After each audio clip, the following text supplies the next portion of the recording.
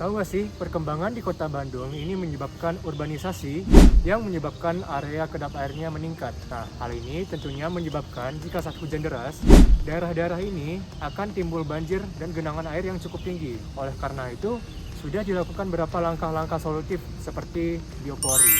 Namun pada dasarnya biopori konvensional ini menggunakan bahan PVC sebagai bahan utamanya. Hal ini jika dipikirkan menimbulkan paradoks ekologis, di mana tujuan utama kita adalah mengurangi banjir, namun kita juga menimbulkan mikroplastik pada tanah karena bahan PVC tadi. Oleh karena itu, kami mengusulkan langkah solutif berupa biopori yang terbuat dari bambu.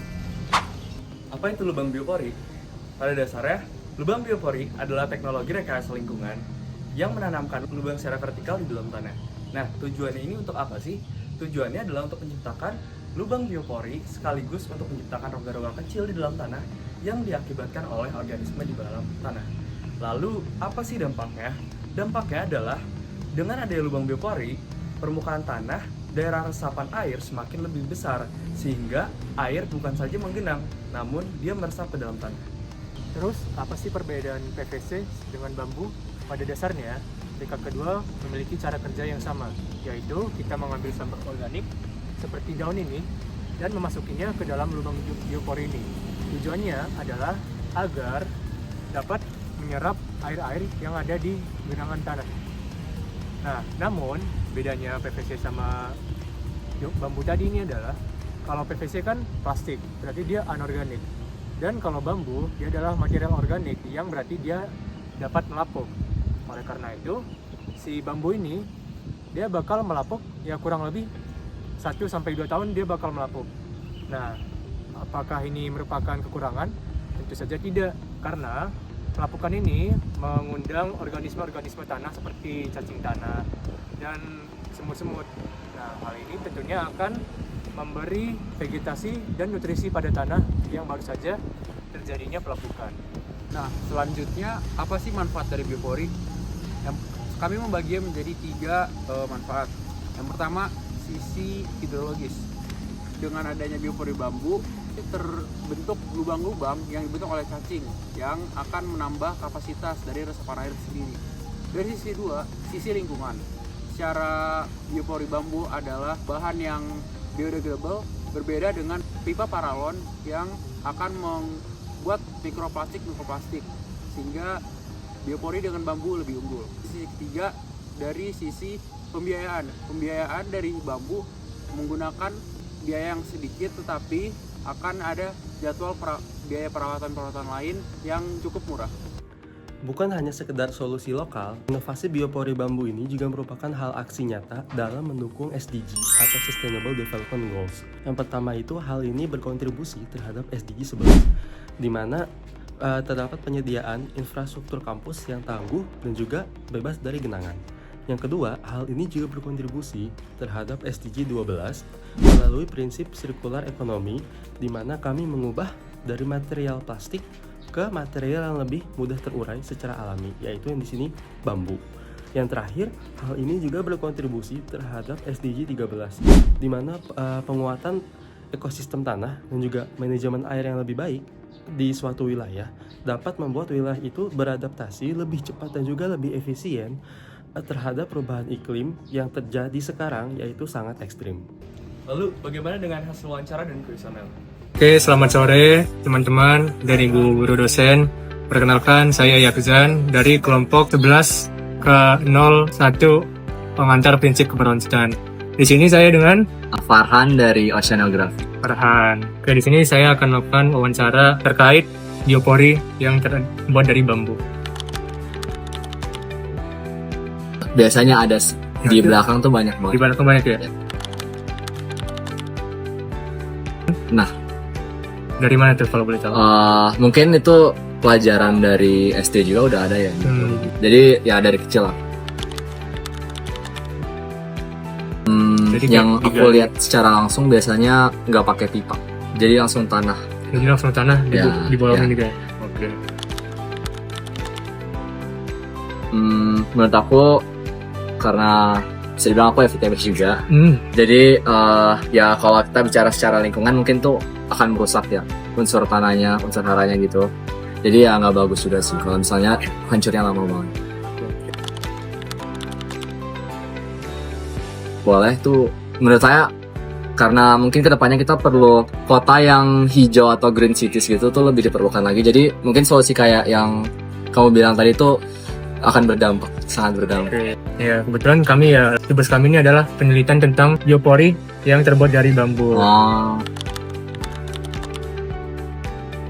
Malah bagus kalau misalnya dibanding dengan si pipanya tadi. Kalau pipa kan sangat sulit untuk terurai ya. Kalau bambu kan misalnya dia terurai itu kan cepat dan nanti dia tuh malah membaguskan si tanahnya itu. Gitu. Jadi kayak kompos gitu loh ibarat. Berarti kita nggak perlu gali lagi terus buang itu, nggak perlu ya?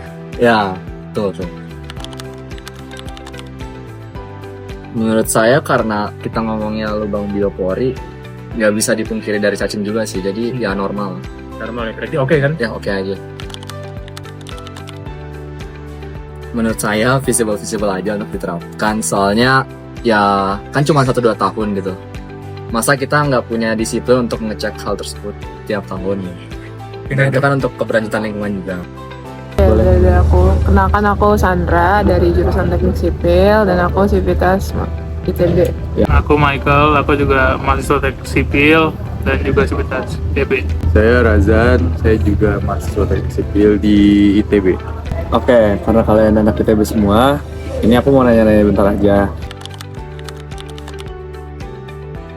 Aku sering sih di Dago khususnya.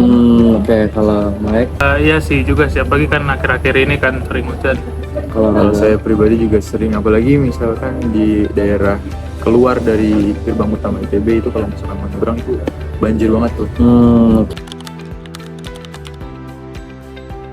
Udah, Udah? sudah. Kalau Mike? Ya itu topik kelompok aku juga sama. Oh, iya. Kalau saya pribadi juga sebenarnya pernah dengar. Kan emang tujuan utamanya biar jangka panjang dan nggak terdegradasi. Oke. Tujuan utamanya kan mengurangi genangan. Jadi mungkin bisa dikorbanin aja gak apa-apa. Kalau saya pribadi ya sama sih, karena kayaknya sangat tidak apa-apa karena memang fungsinya itu untuk menahan bentuk dari si sumber resapan itu nih. Aku nggak setuju sih, karena emang niatnya itu ngebuat itu kan buat jangka panjang. Kalau 2-3 tahun itu terlalu mahal di maintenance dan operasi ulangnya. Kalau Mike? Perlu tahu dulu sih apa perawatannya kayak gimana.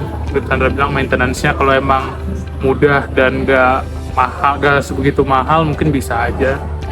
Kalau emang murah bagus sih, berarti kalau pakai bahan organik kayak bambu ya. Saya pribadi juga ngerasa kurang setuju ya, karena saya rasa fungsinya itu memang untuk jangka panjang, sehingga kalau misalnya pakai bambu itu harus diganti setiap saat, dan juga harus lihat juga efek samping dari penggunaan paralon itu memang separah apa gitu untuk tanah. Kalau memang seperti itu boleh, tapi kalau belum, saya tidak setuju. Itu keuntungan sih, kan saya nggak megang. Oke. Kalau Mike? Keuntungan juga sih, soalnya kan tapi cacingnya pas itu udah mati nanti. Nah, dia menyuburkan tanah aja. Oh, oke, setuju. Razan? Saya juga rasa kalau misalnya ada cacing itu keuntungan. Dari kondisi Indonesia yang orang yang menunda-nunda dan malas, kayaknya butuh regulasi yang ketat sehingga belum bisa setuju sekarang gitu. Kalau Mike? Sebaiknya semoga visible, cuman ya kayak Sandra bilang kan agak susah ya, implementasi apapun sebenarnya susah, tapi ya semoga bisa. Udah itu. Kalau dari saya, karena sebenarnya fungsi dari PVC paralon itu kan fungsinya buat dari bagian dari si sumber resapan itu ya, dan sedangkan si bambu ini fungsinya cuma buat biar cacing itu mau keluar membuat tanah subur. Kalau menurut saya itu bisa digantikan dengan alternatif lain kalau memang tujuan utama itu biar ada cacing.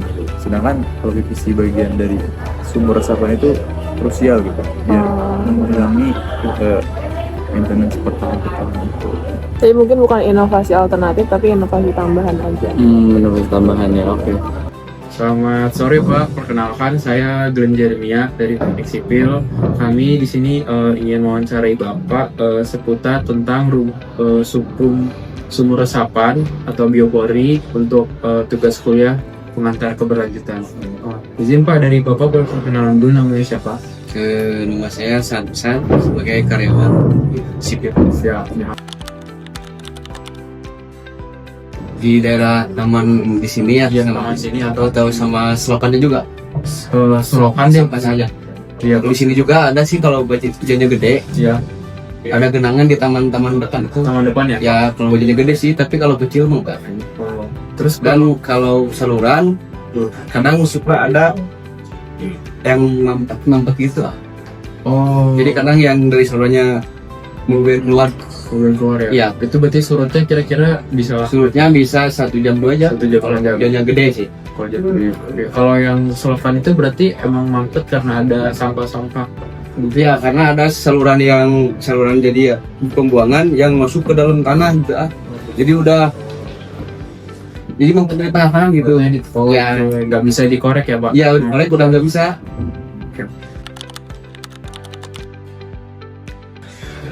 Saya baru dengar sih. Baru dengar. Iya. Jadi sumur resapan biopori itu ada kayak pipa biasanya Pak, taruhnya di tanah. Itu kira-kira sampai panjangnya itu kedami di tanah itu 1 meteran Pak. Nah jadi gunanya itu untuk apa? Untuk biasanya dikasih di pipanya tuh dilobang-lobangin di kanannya, jadi buat menampung airnya tadi, air hujan tuh. Jadi kalau tanah kan kadang agak susah ya nyerapnya. Ya. Jadi kita buat di pipa, tapi di pipanya itu juga tetap diisi kayak vegetasi supaya lebih menyerap apa gitu. Ya bagus sih kalau buat saya ya.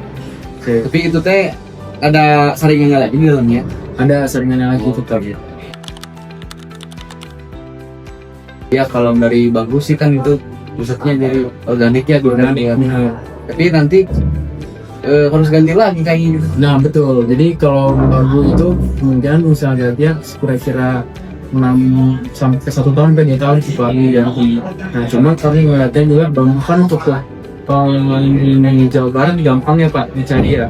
Nah jadi kami pengennya tuh supaya bambunya juga bisa gampang digantinya dengan harga yang bambu kan cukup murah juga ya, itu sih Pak. Menurut saya sih bagus itu dari biopori.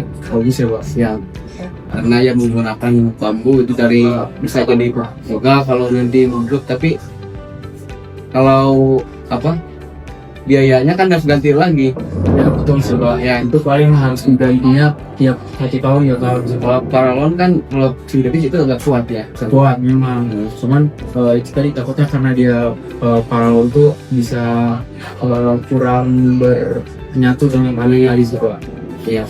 Kalau saya setuju sih. Gua kalau buat lingkungan bagus Belum dia. Kalau berarti di sipil ini belum ada kayak belum ada. oriented.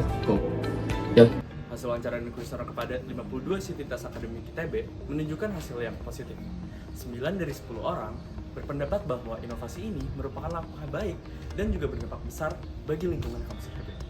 Dan 9 dari 10 orang juga merasakan bahwa genangan masih terjadi di kampus ITB. Lalu, kelompok kami memiliki kesimpulan. Kesimpulan kami adalah kami mensubstitusi PVC dengan bambu. Dan substitusi ini memiliki dampak yang besar untuk ekologis. Tidak seperti PVC yang dapat menjadi polutan abadi dan mencemari tanah. Namun, bambu ini akan menjadi solusi ekologis bagi lingkungan di ITB. Oleh karena itu, marilah kita mengganti material PVC dengan material bambu untuk biopori. Mari kita menggunakan material yang akan terdekomposisi oleh tanah sendiri. Karena material yang baik adalah material yang bisa menyatu kembali dengan alam.